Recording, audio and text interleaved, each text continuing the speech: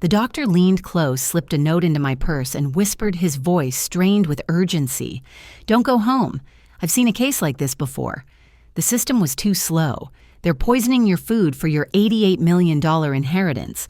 Read the note. Trust no one." For a moment, I froze. My breath caught. My chest tightened like someone had tied a rope around it. I nodded politely as if I had not heard a thing. My hands shook as I reached for my bag. I smiled faintly at the nurse in the hallway. I walked out of that clinic with legs that no longer felt like my own.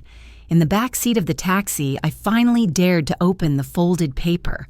The words were no longer just a cryptic warning. They were a desperate plea for action. "They are using a slow-acting poison in your food. I have filed a confidential report with Adult Protective Services, but these investigations take time you may not have. You are in immediate danger. Do not go home. Find somewhere safe and seek legal counsel. You must be the one to act now." The city rolled past outside the window, but I could not see it.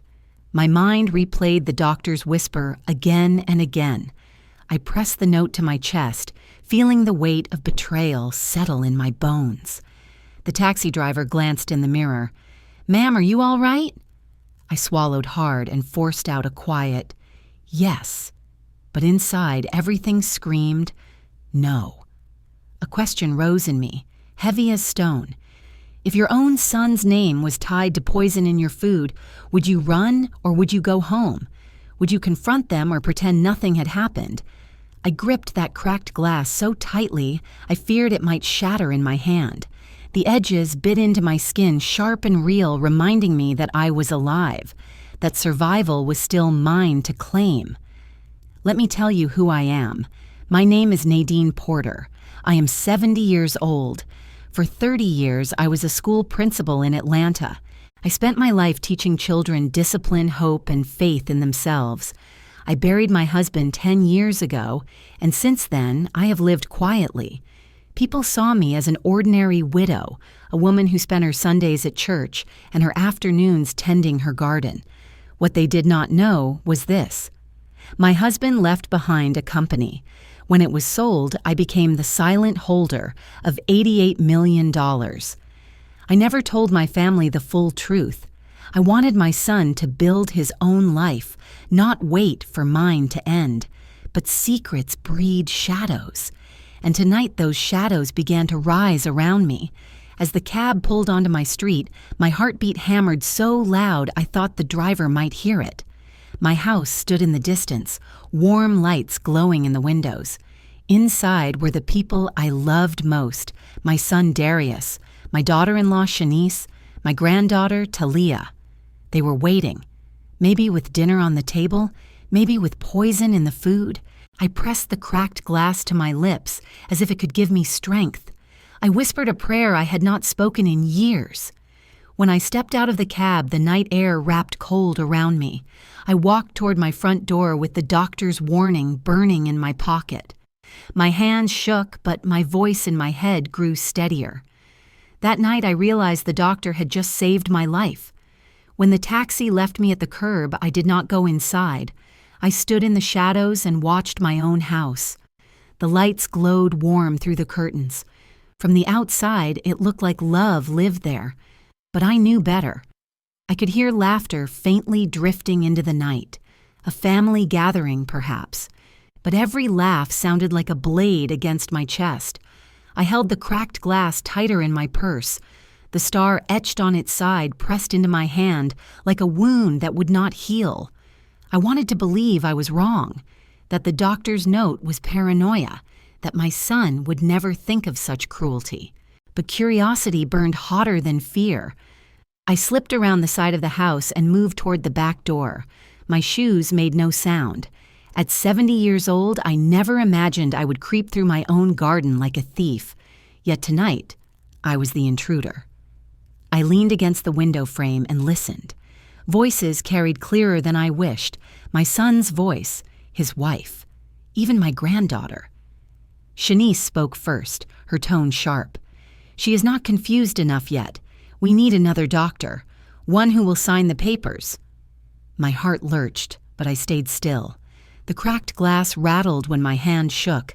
I pressed it tighter, begging for silence. Darius answered, weary and tense. "Give me time. If the loan shark finds me, it won't just be me who pays." The words cut through me. My son, my own flesh. Not only scheming, but bound in debts that could swallow him whole. Talia's voice chimed in young but cold.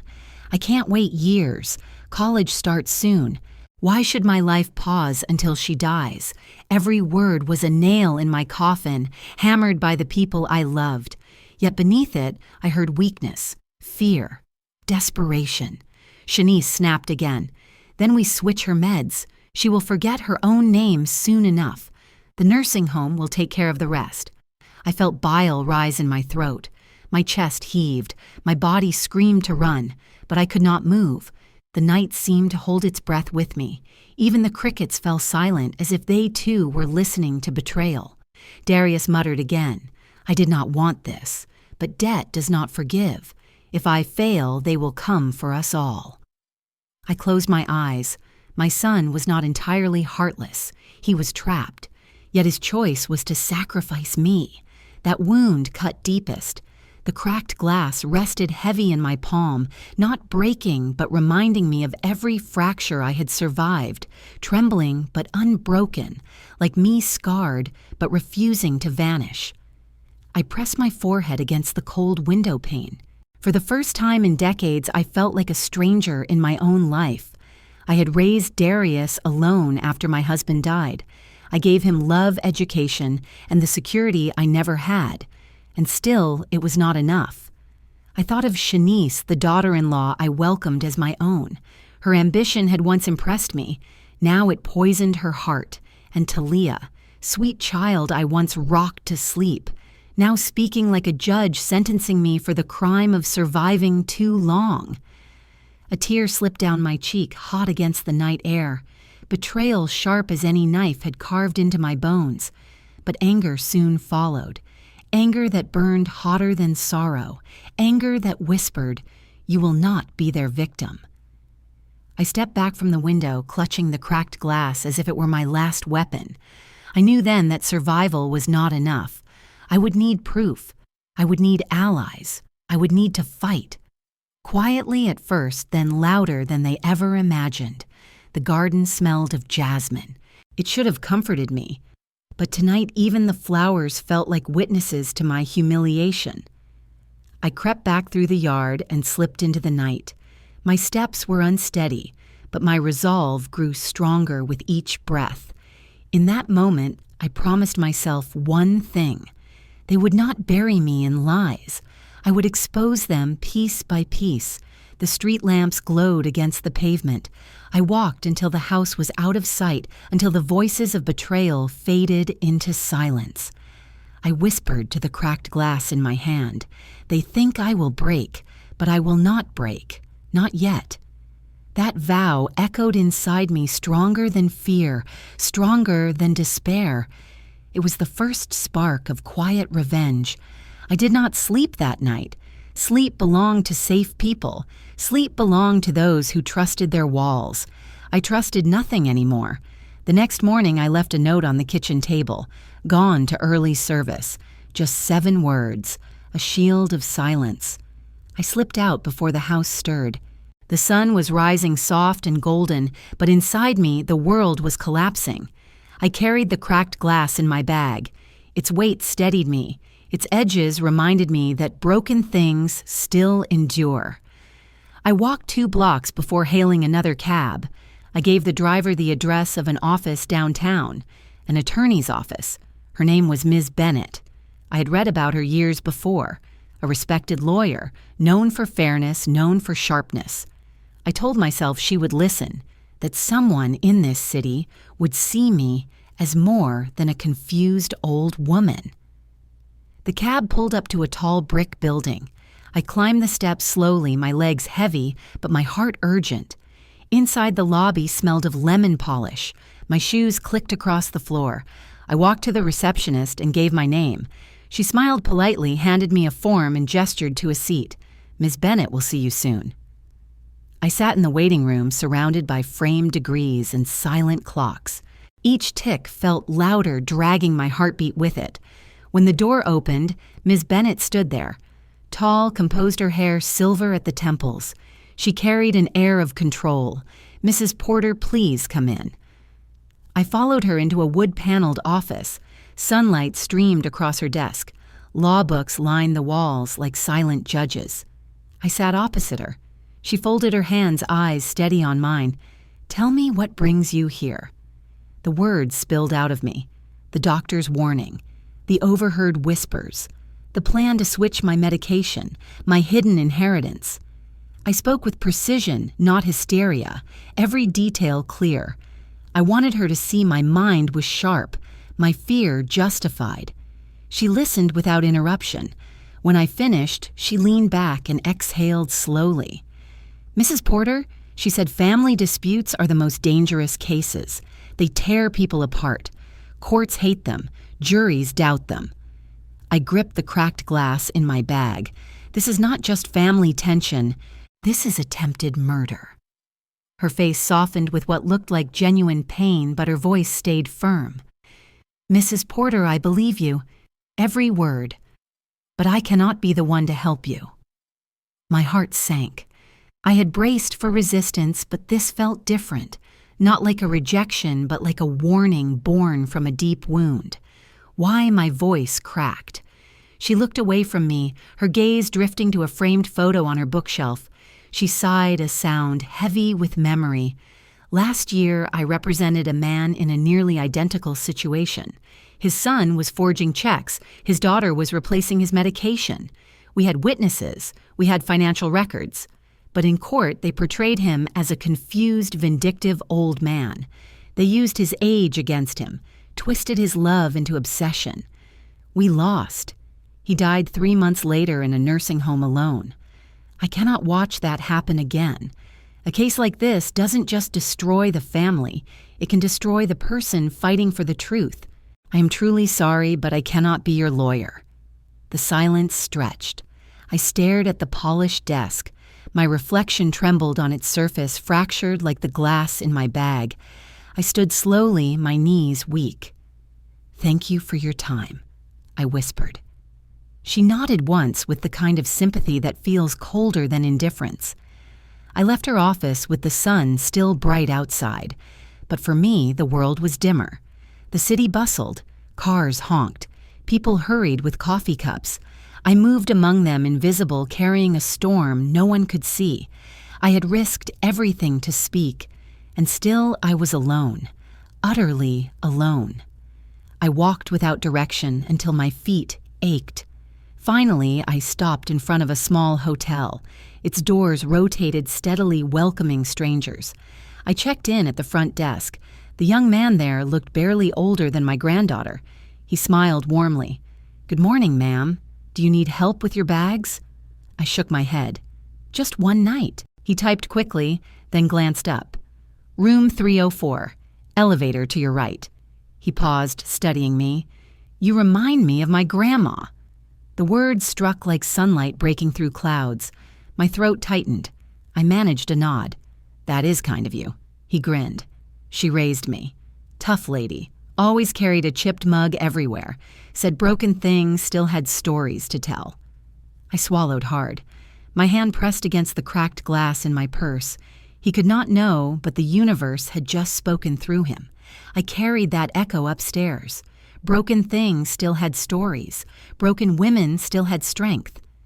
In the room, I placed my bag on the desk. I sat on the bed staring at the pale wallpaper. I was shaken, yes, rejected, yes. But the fire in me had not gone out.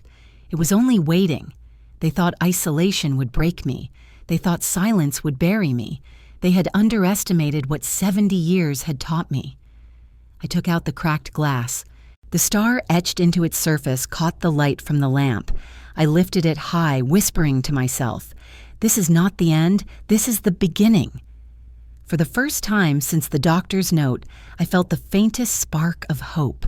Small, fragile, but alive. The hotel room was silent, but my mind was not. Every word I had overheard at 2 a.m. still echoed inside my skull. Switch the meds. Loan shark will find me. Why should my life pause until she dies? I pressed the cracked glass against my chest. Its star-shaped etching glimmered in the lamplight. My heartbeat slowed, but resolve rose. If I could not rely on Miss Bennett, then I needed someone else.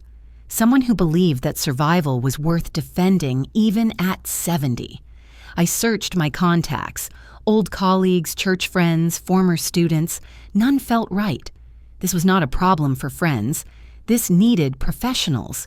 I remembered Patrice Ellison. She was younger than Bennett, but bold. A defense attorney who had taken cases others feared. She was not afraid of mess. I called her office. My voice was steady when I spoke to the assistant.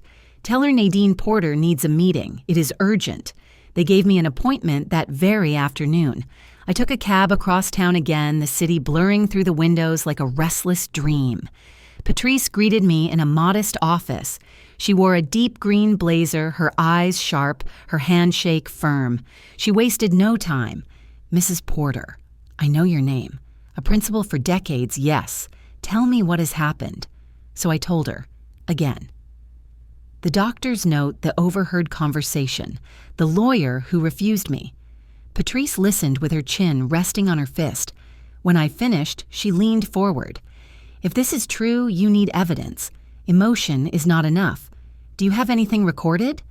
My hand went to the cracked glass in my purse. Not yet, but I will. Patrice nodded once. I know someone. A private investigator. Simone Hart. Discreet, thorough, fearless. Do you trust me enough to bring her in? I swallowed hard. Trust had become a rare currency, but Patrice's eyes carried both steel and compassion. I nodded. Yes. She called Simone immediately. Within the hour, a woman walked into the office carrying a leather satchel. She looked mid-40s with steady eyes and calm steps.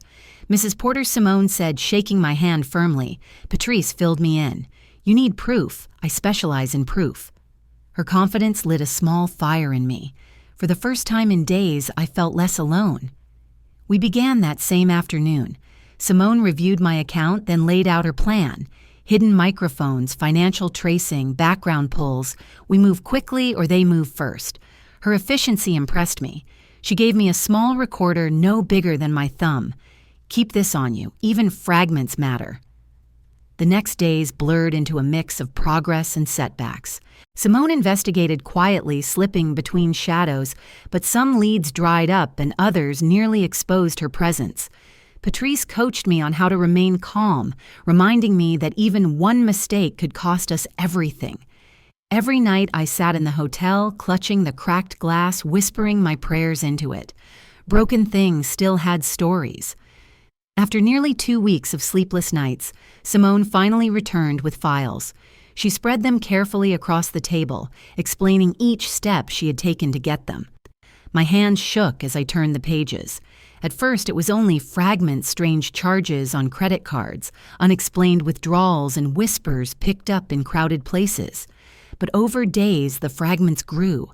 A picture of Shanice leaving a restaurant hand in hand with a man who was not my son. A pattern of payments tied to late-night casinos. The trail was slow, frustrating, and at times nearly impossible, but the truth was beginning to take shape. My stomach turned. I pressed the cracked glass to my lips. Proof was here.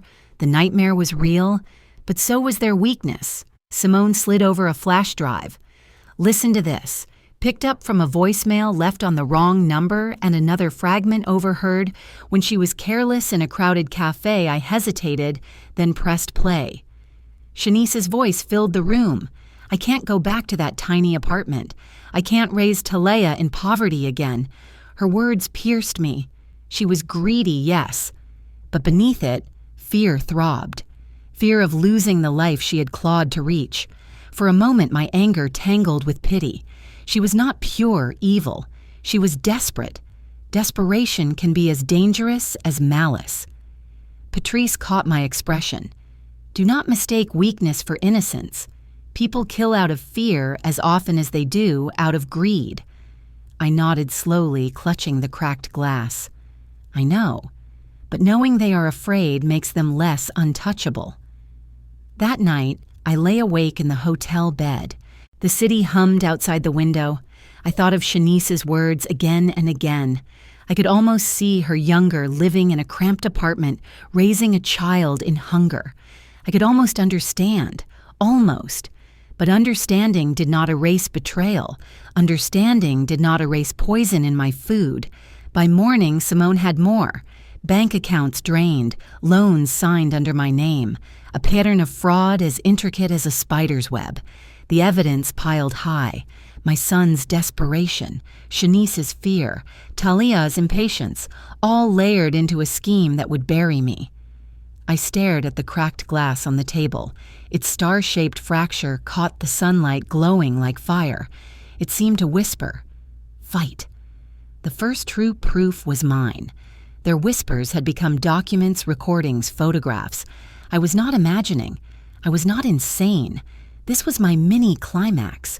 The moment the nightmare turned into a case, the moment their shadows met my light. I whispered to the glass, to myself, to the universe, "This is the first stone, and I will not stop throwing them." The files Simone handed me grew heavier each night. Proof no longer whispered. Proof shouted, yet proof still needed a stage. I stared at the cracked glass on the table. Its star fracture caught the lamplight like fire trapped in ice. It asked me silent questions. Did my secrecy about the 88 million create this monster, or did it protect me until now? The thought gnawed at me.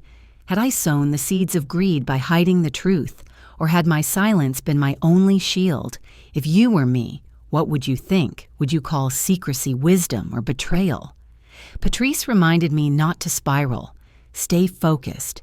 Evidence matters more than guilt. The law listens to paper, not to regret. But regret stalked me anyway. My son's debt, my daughter-in-law's desperation, my granddaughter's impatience, all threads woven into a web I might have spun myself. Simone worked tirelessly. She tracked calls, traced emails, followed trails of money. She moved like a shadow across the city, always watching, always listening. On the 18th minute of our timeline, she burst into the hotel room with a laptop open, her eyes sharp, her voice urgent. "Nadine, look at this." She turned the screen to me. An appraisal request for my house. My name typed neatly at the top. The request sent last week, but the email it came from was wrong, off by a single letter. A false address meant to look authentic. I read it twice, my pulse racing. They were not waiting for inheritance. They were moving now. "They want to seize the house," Simone said flatly. "Not after you die. Now." With forged authority. They plan to liquidate everything. My stomach churned. My walls, my photos, my memories turned into numbers on a page. Patrice spoke with quiet fire. "This is bigger than switching pills. This is immediate fraud. It means we can move faster legally." The irony pierced me. My family laughed in my living room, thinking time was on their side. They thought death was the clock. But I, in the audience watching my story, now knew more. Their secret plot unfolded before my eyes, while they believed themselves safe. That is the cruel gift of dramatic irony. To know the storm is coming while the guilty bask in sunshine. I pressed the cracked glass to my palm until it bit into my skin. It steadied me, but it also burned. I thought of Darius's mutter. If the loan shark finds me, it won't just be me who pays. Was I protecting him by silence, or had my silence driven him to wolves? The debate churned inside me. Viral fuel. Some would call me wise. Others would call me selfish. Both sides would be right. Simone continued her fingers dancing on the keyboard. The email address links to a prepaid phone, registered under Shanice's maiden name. I gasped. Shanice had never told me she still used that name. Why would she? Unless secrecy served her too. Patrice tapped the desk. "We record everything from here forward. They cannot deny documents. They cannot deny recordings. This is the shift. I nodded, though my throat felt tight. The cracked glass glowed in the light like a star on the edge of breaking. The irony deepened. I sat here armed with truth while my family carried on unaware. They plotted blind to the trap closing, yet irony also cut me. Because while I knew I could not yet act, action too early would crumble the case. So I endured.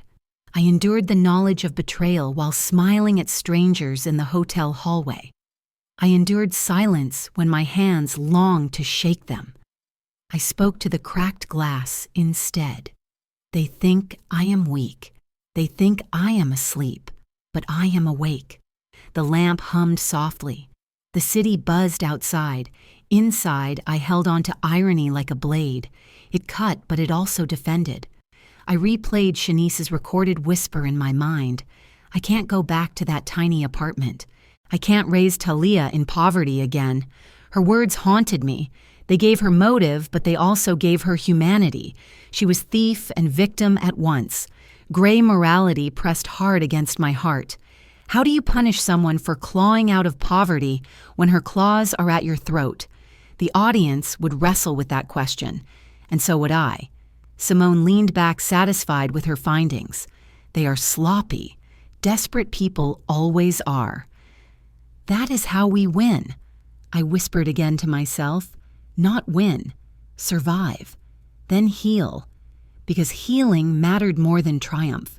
Revenge without healing rots. Justice without dignity fades.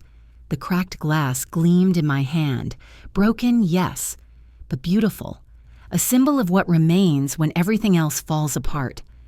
I folded the appraisal printout and tucked it into my purse beside the glass.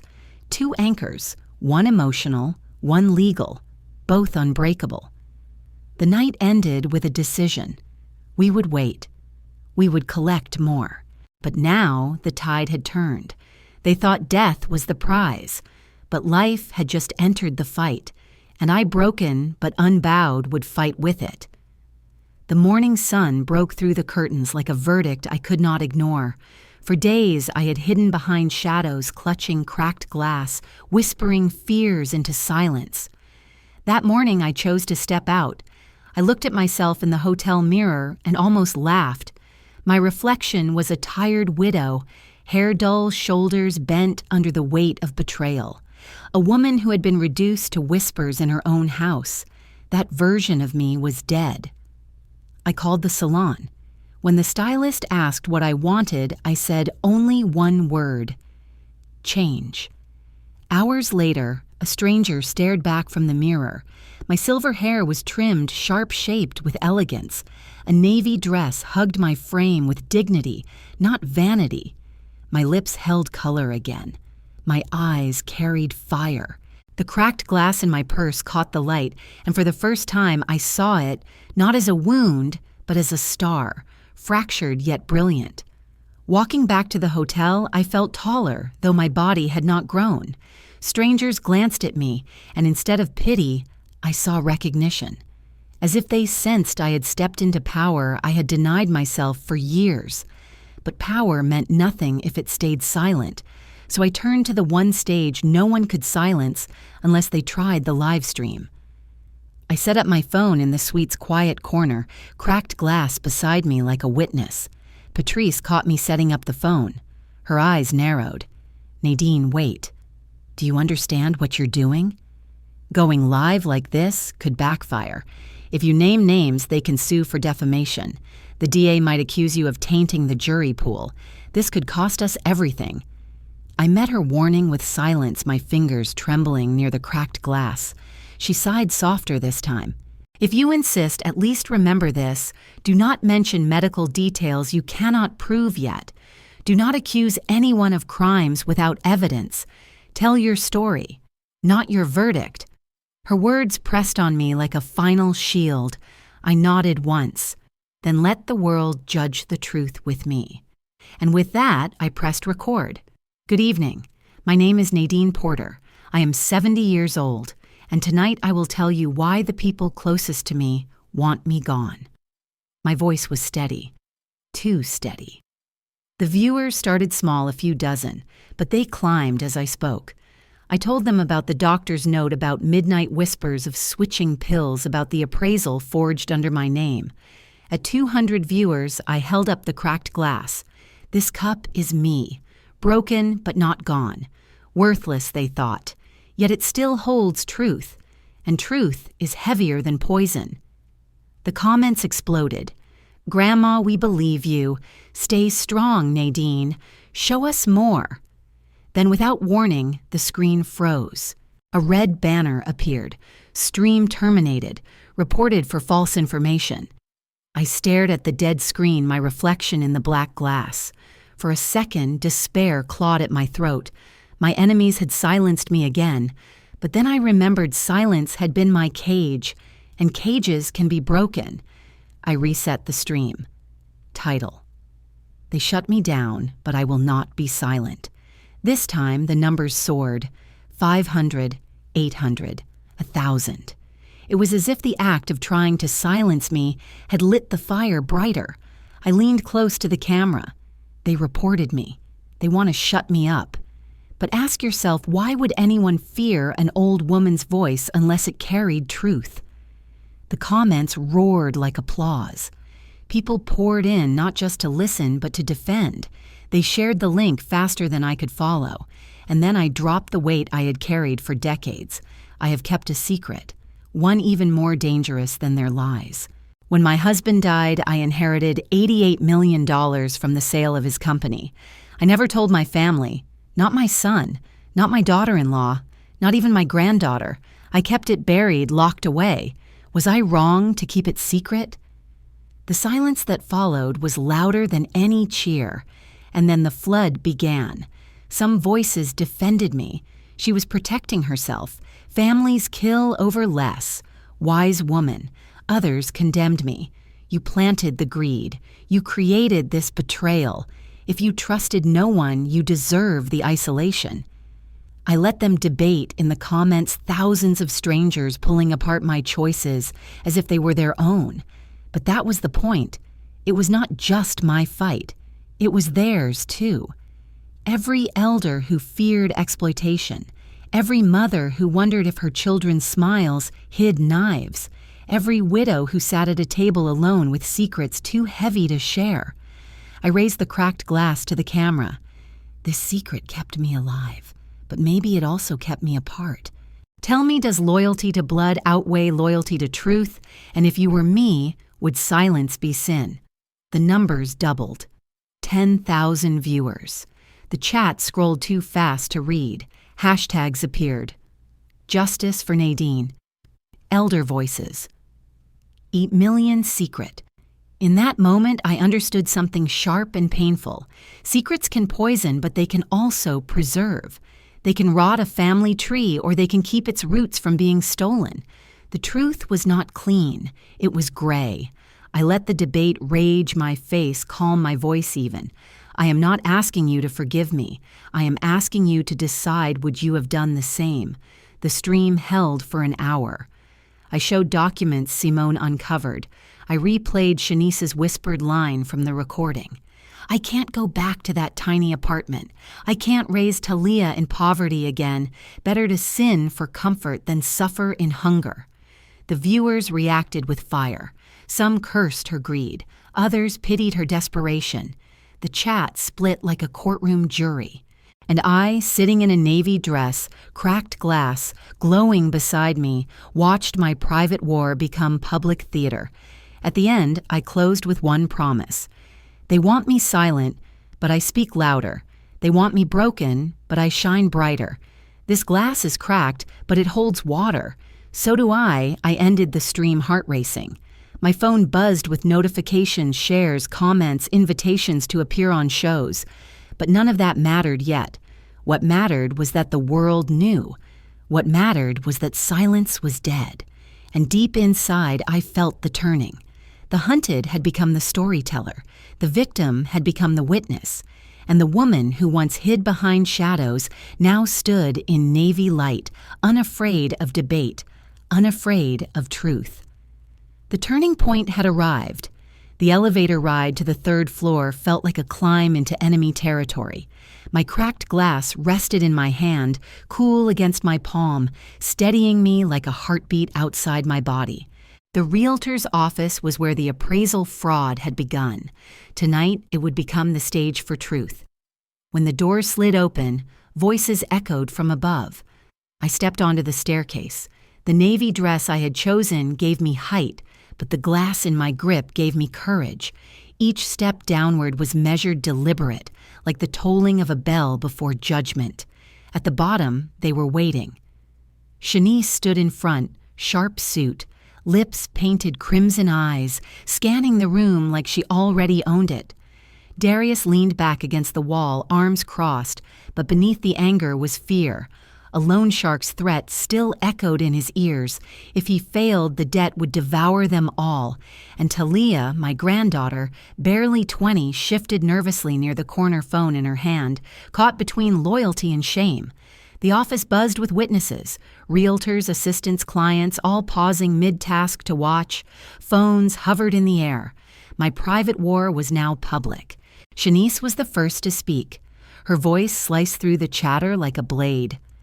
This meeting doesn't concern you, Nadine. As power of attorney for your estate, I am authorized to handle all property matters. You should be at home resting. Her words dripped with condescension. I tightened my grip on the glass. My voice came out calm cutting. Power of attorney, then show it. Produce the document. A hush fell. Shanice blinked, hesitated. Her eyes darted toward Darius. He looked away. The silence was answer enough. I raised my chin, the weight of 70 years pressing me taller. You cannot show what does not exist. Murmurs rippled across the room. Phones tilted closer. Some recorded openly, others discreetly. The spectacle had begun. Shanice's mask slipped for the briefest second, fury flashing behind her painted face. She recovered quickly, spitting words like venom. You're confused, Nadine. You're old. You don't understand what's at stake here. I lifted the cracked glass. The light from the ceiling fractured across its star-etched surface. I spoke clearly, letting each word pierce the air. Confused. Let me clarify. File number 2487A. Appraisal of my home. Submitted last week from an email pretending to be mine. But the sender was you. Gasps filled the room. A secretary dropped her pen. Every phone tilted higher. Shanice's breath caught audibly. Darius stepped forward, trying to shield her, his voice desperate. Mama, stop this. You don't know what you're doing. I turned to him, eyes steady. I know exactly what I'm doing.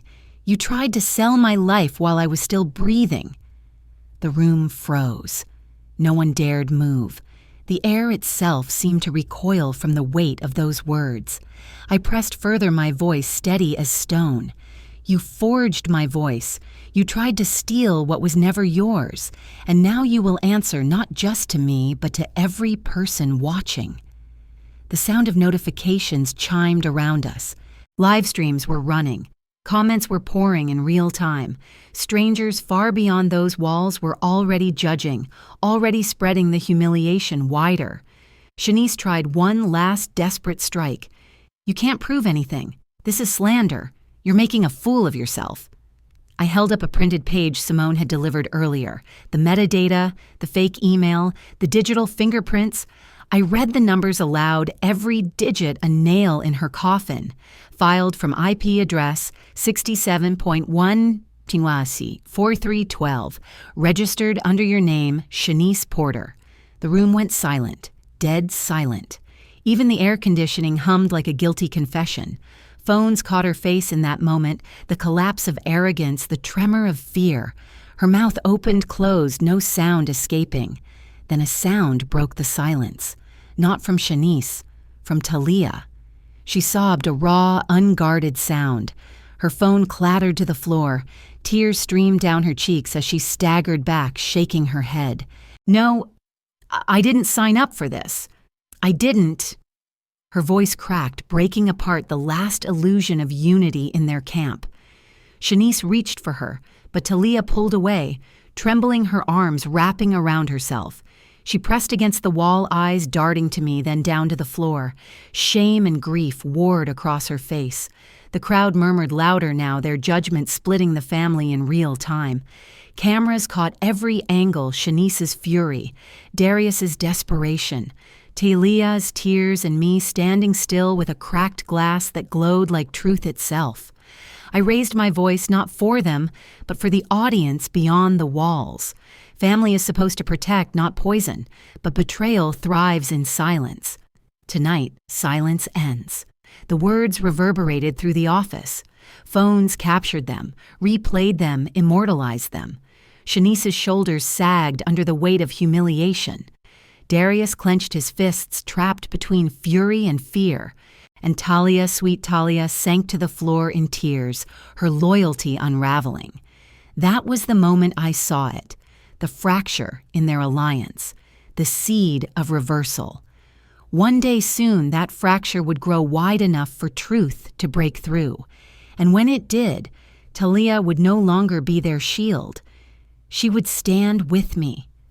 I clutched the cracked glass to my chest, feeling its sharp ridges. For years I had been broken, hidden, silenced. But tonight, in this office under glaring lights and hundreds of cameras, I was whole again. The public exposure had begun. The morning after the confrontation at the realtor's office, the war shifted. It no longer lived in whispers behind closed doors. It spilled into streets, into news feeds, into the mouths of neighbors who once waved kindly as I passed. My phone buzzed nonstop. At first I thought it was support people who had seen the live stream who believed in my fight. But then I opened the messages. She's losing her mind. My aunt knew her. Said she was forgetful for years. Don't trust a senile old woman chasing shadows. The words burned like acid. They weren't strangers on the internet this time. They were neighbors, people who had eaten at my table. People who once called me Principal Porter with respect. I sat at the hotel desk, cracked glass set in front of me like a silent companion. My hand traced its ridges, grounding myself as the lies spread faster than truth. The family had struck back. If they couldn't silence me, they would smear me. And in a world where age is often confused with weakness, their weapon was sharp. I went live again. The comments flooded instantly.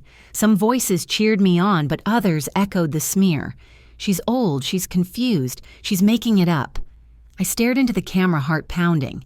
Do I look confused to you? Do I sound weak? Age may slow my steps, but it has sharpened my eyes. They call me senile because they are afraid of what I see. Still, the doubt crept in. I could feel it through the screen. The crowd was splitting, half defending, half condemning. And then a call came through. I hesitated, then answered live. A woman's voice, shaky with age, filled the stream. Ms. Porter, I'm 82. My son put me in a nursing home last year, said it was for my safety, but he sold my house while I slept. No one believed me when I cried out. They said I was confused, too. Please, don't let them do to you what they did to me. Her voice cracked raw with memory. I felt my throat tighten. Ma'am, I hear you. I believe you. And everyone watching, do you hear her? Do you feel the truth in her voice? This isn't just my story, it's hers. It could be yours. Elder abuse hides in shadows. Tonight the shadows are burning. The comments shifted. The audience swelled. Some admitted their own stories. Grandparents cheated wills. Forged voices ignored. Others doubled down, clinging to doubt. One wrote, "She's still lying. Protect your family, don't expose them." Another countered, "Family that poisons is no family at all." The debate burned hotter. Thousands of strangers battling in the chat, their words reflecting the war inside every living room where silence covered betrayal. I lifted the cracked glass into the camera's light. My voice steadied into steel. This glass is cracked, yes, but it holds. It does not shatter. They can call me senile. They can call me broken. But I may crack, and still I do not break. The words landed like a stone thrown into water. Ripples spread. Hashtags surged again. "Do not break" trended beside my name. In that moment, I understood the true power of the object in my hand. It was not just a glass, it was a mirror of me, of every elder who had been chipped away, but not destroyed. But with power came danger. My lawyer Patrice called after the stream. "They're escalating. Neighbors are whispering. They're trying to build a case of incompetency. If they succeed, you lose control of everything." Her words chilled me. A court could declare me unfit. All it would take was enough voices saying I was losing my mind. And in this world, perception often mattered more than fact. I placed the glass back on the desk, staring at its jagged edge. I whispered half to it, half to myself. "We've survived worse. We'll survive this too." Yet even as I said it, fear gnawed at me. What if the smear worked? What if the world turned away before the truth fully came out? I walked to the window, pulling the curtain aside. Across the street, I spotted two neighbors. They saw me and stopped talking. One shook her head. The other whispered something I couldn't hear. Isolation pressed in, heavy. Betrayal was no longer just inside my bloodline. It was seeping into the community around me. I sat back down, turned the camera on once more, and forced my voice steady. They will say I am broken. They will say I am old. They will say I cannot be trusted. But let me ask you, if it were your mother, your grandmother, your neighbor, would you silence her because of her age? Or would you listen even if her voice cracked? The chat roared again. The debate raged. And through the noise, I clung to the cracked glass, a symbol of what I had become. Not whole, not flawless, but unbroken. The obstacles were rising higher. The war was no longer just about inheritance. It was about dignity, about whether a 70-year-old woman had the right to her own voice. And as long as I could hold this glass steady, I would not let mine be stolen. The days after the smear campaign felt like walking through quicksand. Every step forward dragged at me, every headline threatened to pull me under. But then the call came that changed everything. Patrice, my attorney, stood tall in her office when she delivered the words I had prayed for. "The district attorney has reviewed the evidence, Nadine. The forged appraisal, the recordings, the bank trails. They're moving forward with charges. This is going to trial." I closed my eyes. Relief and fear collided inside me. I had wanted justice. Now it was here, and it came wrapped in the cold steel of a courtroom. The DA's decision spread quickly. News outlets picked it up, blogs dissected it, strangers debated it. But the storm outside was nothing compared to the storm inside me, because with the trial ahead came a question that gnawed at me night after night. What should I do about Talia, my granddaughter? The girl who once braided my hair in the kitchen, who whispered her secrets into my ear like I was her safe place. I had watched her cry in the realtor's office, shame dripping from her face. She had been part of their scheme, but she had also cracked first. She had shown the world a fracture in their alliance. Every night I sat by the hotel window, cracked glass in my hand, and asked myself the same question. Can I forgive her? The comments online turned it into a wildfire of debate. Some voices demanded I cut her off forever. She chose her side. She doesn't deserve mercy. Others pleaded for grace. She's young. She was manipulated. Don't punish her for their sins. The division was sharp, and I let it rage, because maybe deep down I needed the world to tell me what my heart couldn't. One night, I turned on the live stream and asked the question out loud. Would you forgive her? If your granddaughter stood with the people who tried to poison you but then turned back in shame, would you open your arms or close the door forever? The screen lit up with fury. Half the viewers begged for compassion. The other half demanded justice without compromise. The debate became viral, more heated than anything I had ever asked. I listened, but I gave no answer, because I did not have one yet. Then came the call. Not from Patrice, not from the DA, from Talia herself. It was late, almost midnight, when Patrice's phone rang. She put it on speaker so I could hear. The voice on the other end was shaky, broken. Ms. Ellison, this is Talia Porter. I need to talk to you. I can't carry this anymore. I want to stand with my grandmother." My chest tightened. I gripped the cracked glass so hard it nearly cut my palm. Patrice's voice stayed calm, professional. "Are you saying you want to testify yes?" Talia's sobs filtered through the line. I didn't know how far they'd go. I thought it was just talk. But when I saw the papers, when I heard my mom whisper about poison, I couldn't breathe. I don't want to be part of it anymore. Please help me tell the truth. Tears blurred my eyes. 1,000 memories of her laughter, her hugs, her bright future flashed before me. And yet so did the betrayal. She had known. She had stayed silent until the humiliation became too heavy.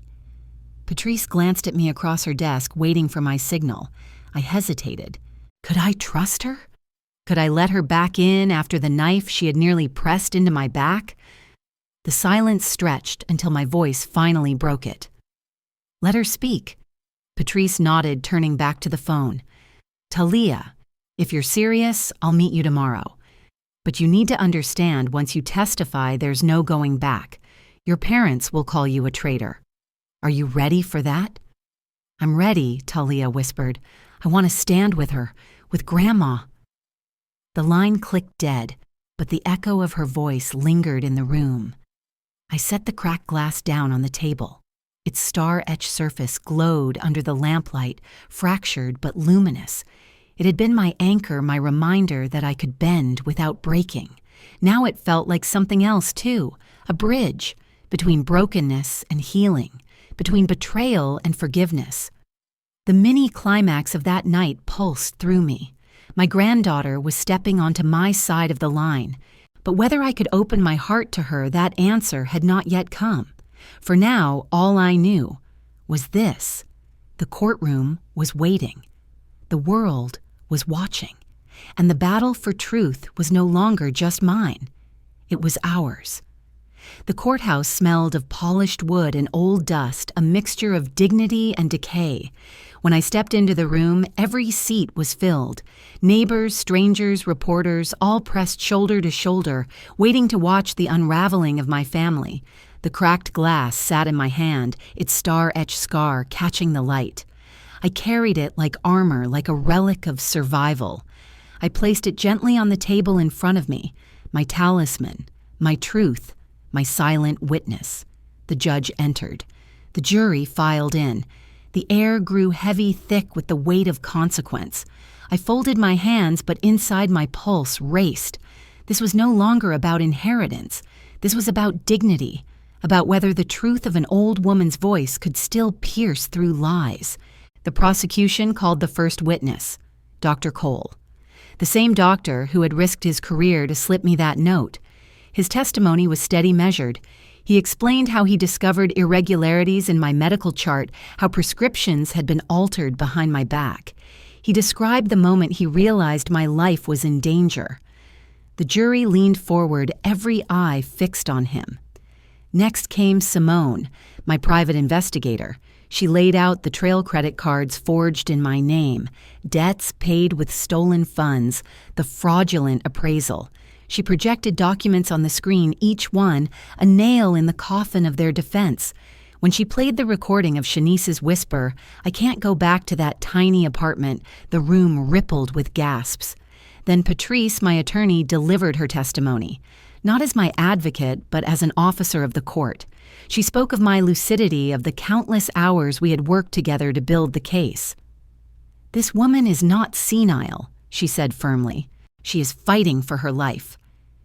Her words cracked something open in the room.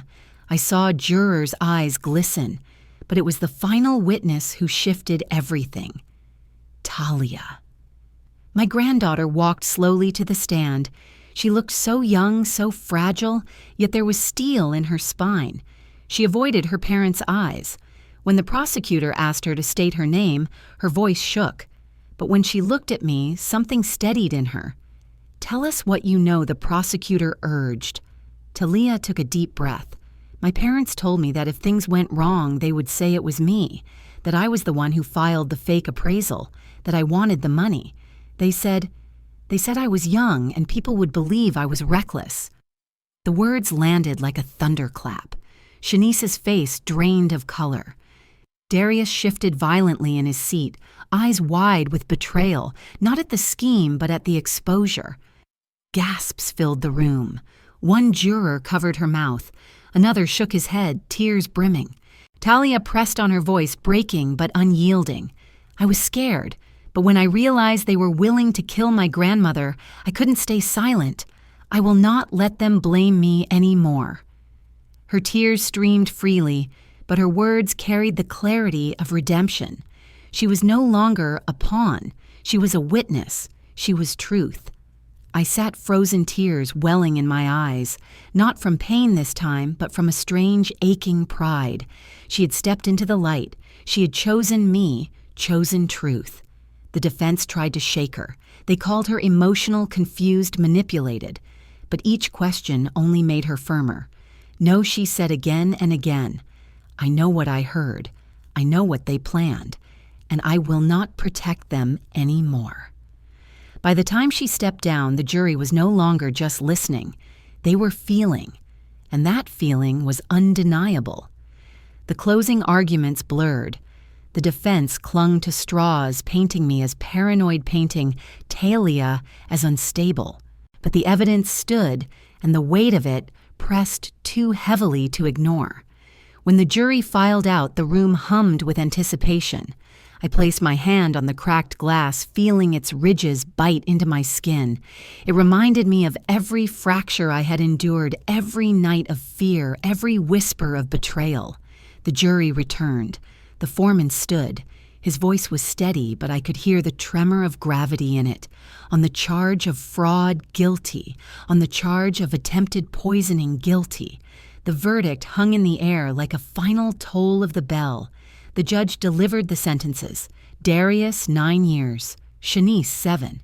I heard Shanice's gasp, sharp as glass breaking. Darius lowered his head into his hands. The gallery buzzed reporters, scribbling furiously, neighbors whispering. But I sat still. Tears slid down my cheeks, hot and silent. But for the first time in months, my hands did not shake. My body did not tremble. My heart, though heavy, was steady. I looked at my son one last time. For years he had been my boy, my pride, my legacy. Now he was a stranger in chains. My tears were not for him alone. They were for what we had lost, for what greed had devoured. Yet through the sorrow, strength rose. I was not broken. I was not senile. I was not silent. I lifted the cracked glass, holding it in both hands. The star etched in its side glowed under the courtroom lights. I whispered not to the jury, not to the crowd, but to myself. We made it. And for the first time, I believed it. The day the trial ended, I stepped outside the courthouse with the cracked glass pressed close to my chest. The press swarmed, cameras flashed, voices shouted questions about my son, my daughter-in-law, about betrayal and punishment, but I did not answer. My silence was my final statement. Justice had already spoken inside those walls. Weeks later, I closed the door to my old house for the last time. The air smelled faint of lemon polish and memory. Every corner echoed with ghosts of arguments, whispers, and laughter that no longer belonged to me.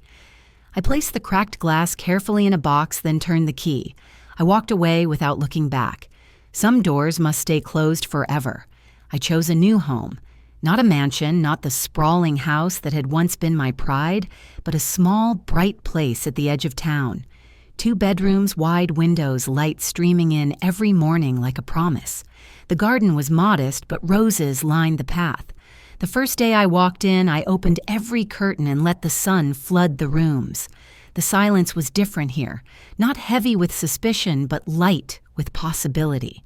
Talia moved in with me, her belly rounded with new life, her steps slower but steady. She carried both shame and courage in equal measure. Some evenings she cried in the small kitchen, confessing how guilt pressed her chest. Other evenings she laughed softly when the baby kicked, pressing my hand against her skin. We were building something new together, not just a home, but a future. At night, I sat in the living room with my notebook open. I no longer filled its pages with evidence against my family. Instead, I sketched plans. The star-etched foundation. I named it after the cracked glass, the object that had followed me through every step of my battle. Just as its star was carved deep into fragile surface, I wanted the foundation to carve protection into the fragile lives of elders. Our mission was simple: protect, educate, and empower. No elder should face the betrayal I endured. We would provide legal aid, counseling, safe shelters. I used part of my fortune to seed it, and within weeks, volunteers joined. Lawyers who had once watched my case now offered hours of service. Retired teachers, social workers, even young students signed up. The foundation became a living proof that broken things could shine again. One morning, as I watered the roses, the mail carrier stopped by. He was a tall man in his 40s with sun-browned skin and a kind smile. He handed me a stack of envelopes, then hesitated. "Ma'am," he said gently, "I watched your story on the news. I just wanted to say, you're courageous." The word hung in the air, soft yet powerful. Courageous. Not victim, not fragile. Courageous. I smiled, but I did not reply. Words were no longer necessary. My cracked glass, now displayed on a shelf near the window, gleamed under the morning light. The star etched inside it glowed like fire. In that house, peace was not loud. It was quiet, steady, found in the rhythm of Talia humming lullabies, while cooking in the rustle of letters from strangers, thanking me for giving them strength in the sound of my own steady breathing at night, no longer broken by fear. I had learned something essential. Healing does not mean forgetting. Healing means carrying the scars without letting them define you. Healing means turning pain into power, turning betrayal into a mission. And as I sat on the porch with the sun warming my face, I realized the final truth. Family is not always blood. Sometimes family is a granddaughter who chooses truth over silence. Sometimes family is a cracked glass that refuses to break. Sometimes family is the community that gathers when you decide to rise. That was enough for me. The late afternoon sun poured through the wide window of my new home. The light was golden soft yet steady, as though it had waited years to find me again. I stood near the glass, the cracked tumbler in my hand. The star etched into its side glimmered, catching every beam of light until it looked almost whole again. I raised it slowly, letting it shine in front of me. My reflection appeared faint on the surface of the window. For a long moment, I simply breathed. No whispers of poison, no shadows in the hallway, no fear creeping behind me. Only light. Only silence. My voice broke through that silence steady and clear. Family is not blood. Family is loyalty, and justice, slow, honest justice, still exists at 70. The words echoed in my chest. They belonged not just to me, but to every elder who had been silenced, dismissed, or betrayed. They belonged to every woman who had been told her age made her invisible. They belonged to the child within me who once feared being left behind. I set the cracked glass on the windowsill. It glowed in the fading light, scarred but unbroken, a mirror of my own journey. I touched it lightly, letting my fingers rest on its ridges. That object had seen my trembling hands the night I discovered the note. It had heard the whispers of conspiracy in my kitchen. It had stood with me during the live stream, during the courtroom, during every moment when my voice quivered but did not vanish. And now it stood for something else: renewal. I whispered the final truth, not to the world, but to myself. I used to fear being alone. Now I know better alone with dignity than surrounded by betrayal. As I spoke, a strange warmth filled me. It was not triumph, not revenge, not even relief. It was peace, quiet, resolute, and unshakable. Behind me, I heard Talia humming softly in the kitchen, her lullaby wrapping the air with tenderness. Her footsteps were slow but sure, carrying both burden and hope. I knew her child would one day ask about me, and she would say, "Your great-grandmother fought for truth, and she never gave up." The sun dipped lower, painting the sky in shades of amber and rose. The cracked glass glowed one last time before the shadows grew long. I left it there on the sill, not as a relic of pain, but as a beacon. For years I had lived in fear of endings. Now I understood some endings are beginnings in disguise. I turned from the window, my steps firm, my heart steady. The future stretched out before me, quiet but filled with meaning, and I walked into it no longer broken but whole. When I look back now, the story feels both heavy and light. Heavy because betrayal by your own blood cuts deeper than any wound. Light because I carried that cracked glass through every storm and realized I was stronger than the people who tried to break me. The truth is, elder abuse does not happen only in books or films. It happens in quiet kitchens behind closed doors, in homes that look ordinary from the outside. It hides inside families who smile in public but plot in private. I was almost silenced by that kind of betrayal. Almost. But survival is not about age. It is about choice.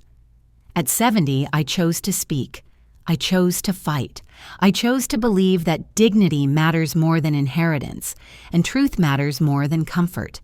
The cracked glass became my reminder, broken but still useful, scarred but still shining, just like me, just like anyone who has ever been betrayed yet found the strength to rise again. So I ask you, listening to my story now, what would you choose? Would you keep the secret to protect peace? Or reveal the truth to protect yourself? Would you forgive a family that tried to harm you or close the door forever? These are not simple questions. They are not meant to be.